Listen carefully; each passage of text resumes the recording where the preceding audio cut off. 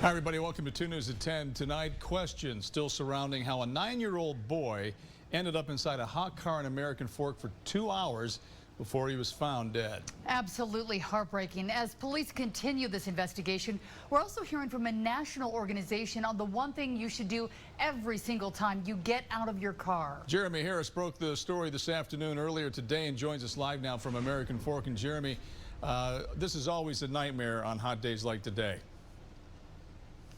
It is, Mark, and this is the first time that someone has died in a hot car in Utah since 2019.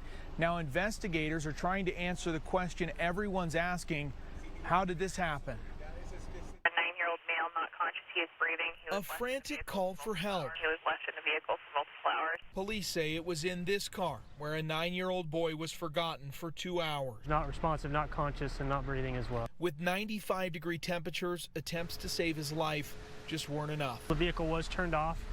All the windows were up. They weren't rolled down at all, and all the doors were closed. Police say the boy was in the care of a business that provides services for people with intellectual disabilities.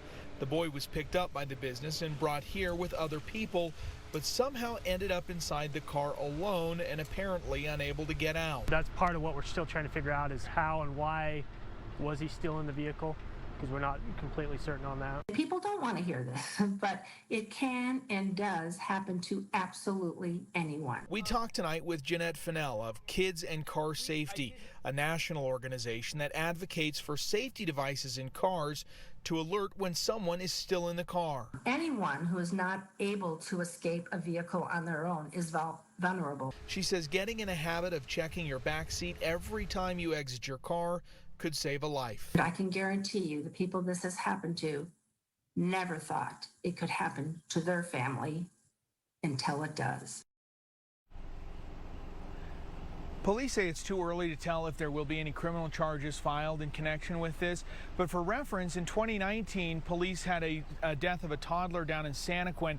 Police at the time said the circumstances were suspicious. They submitted the case for charges, but it was declined by the prosecutor. Another toddler's death in a hot car in St. George in 2017 also did not lead to criminal charges. Reporting live in American Fork, Jeremy Harris, 2 News.